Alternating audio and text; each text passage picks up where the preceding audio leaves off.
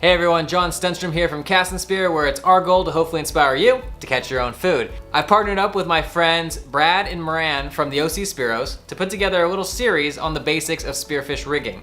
In this video, we're gonna be covering the basic tools you need to get started, 2 knots for how do you attach your swivel to your reel line, and a special tip for how do you lay your reel line on your reel so if a big fish pulls, it doesn't get jammed.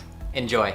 Ram, why don't you talk a little bit about what we've got laid out here? Well, we got a variety of tools that you need for rigging, both for doing your shooting line, creating bands. There's a lot of stuff available that you can use. There's really not a lot of wrong answers. Well, there are a couple wrong answers, but there's definitely easier ways to do it and harder ways to do it. You don't need any really fancy tools, but you do need some tools that are fairly specific to make your life easy, save your knuckles, that kind of thing. Good sets of pliers. Most people have a little kit.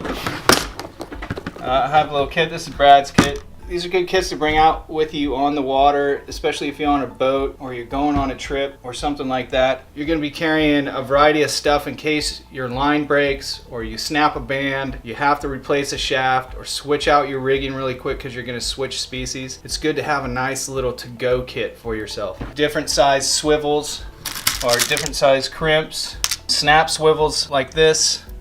A good set of crimps. You can get these down at Spear America. Yeah, don't buy the cheap Amazon ones. They'll rust out and turn into useless hunks of junk rapidly. The ones that Spear America carries are nice. Get yourself a good set of tool there. Yeah, it's definitely worth it. Fishing pliers, long needle nose are a good one to go. These can be used for cutting line. They're really good for getting into the end of a band when you put in your wishbone material. You can squeeze it into the end. A couple sets. You'll need 2 sets, really, and we'll go over that later for when you're tying the constrictor knots. A lighter to burn off the ends of your lines and melt those and push them flat on the knots. That way you have more holding power. A pair of shears. These are just hospital shears. These work great because they pretty much cut everything. Not only are they a safety item that you should be carrying with you in your kit in case you need to cut off clothing in case of emergency, but they cut bands, cut shooting line, cut everything really quickly and really nicely. So there's a couple other things you could use for cutting, but these are good all-purpose and they're super cheap.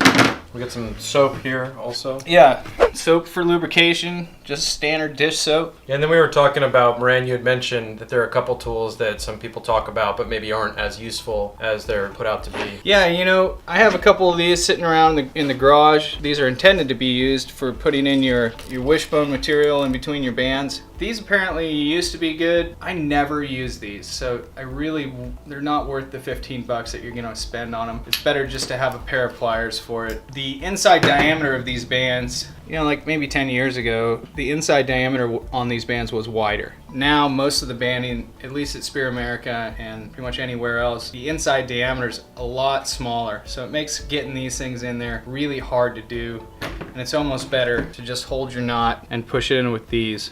Just don't waste your money on these. Leave them on the shelf. Get yourself a couple good pairs of pliers, some thin needle nose. Yeah, I like these. You'll see why in a little bit when we're making bands, but I prefer to use these crook neck ones. I guess in my hand feel a lot better. So I always keep a normal set and a crook neck in there as well. Yeah, another good tool for pushing in your wishbone material is just a small, thin, straight slot screwdriver. I've taken this one and I've rounded off the edges. When you're going on the inside of the bands and you have your shooting knot, you might have got it started in there, and then you can get this on the knot and push it through. But you don't want those sharp edges there to cut the inside of your band because you could have a failure on that. Little sacrificial screwdriver. So at this point, we're going to talk about how to attach your swivel to your reel line. We're going to show you 2 different knots to do it.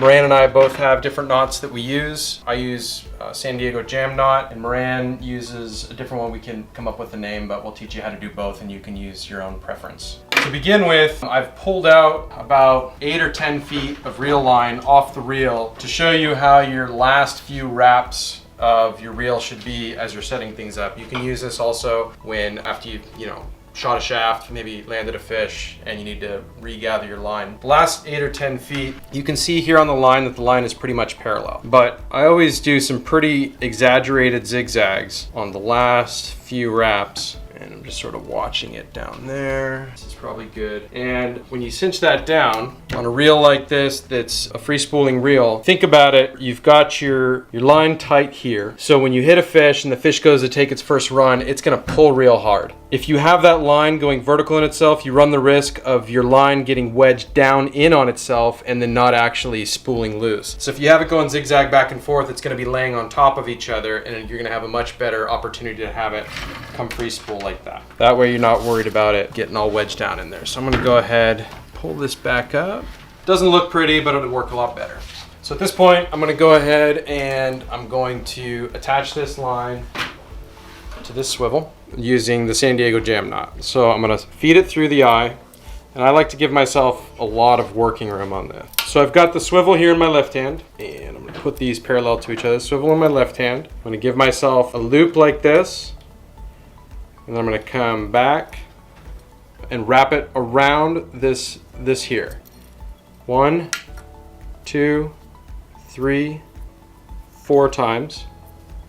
If you look up the San Diego jam knot online, it'll tell you 7 wraps, but that's on a much thinner line. With a thick line like this, you can get away with 4 or 5. That original big loop that you gave yourself that you're gonna feed your line back through it, you're gonna slide it up like this, compress it on itself, and then you can slide this whole thing back down here, pull that tight.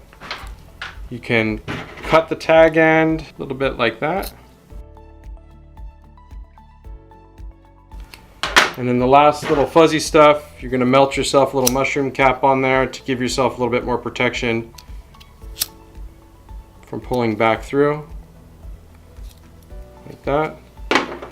Give it a nice pull. That's not going anywhere. So that's a San Diego jam knot. At this point, Moran will take over and show you the knot that he uses to attach the swivel there. This one's a little easier. I think it's like a Rapala. It's basically a fishing line knot. A little bit easier. Just do a single overhand and pull it through. After you get that on there, you can just put it through your line. Then we're gonna come on the other side of the knot. We'll just wrap it a few times. Doesn't take many times. 3 times is fine, maybe 4.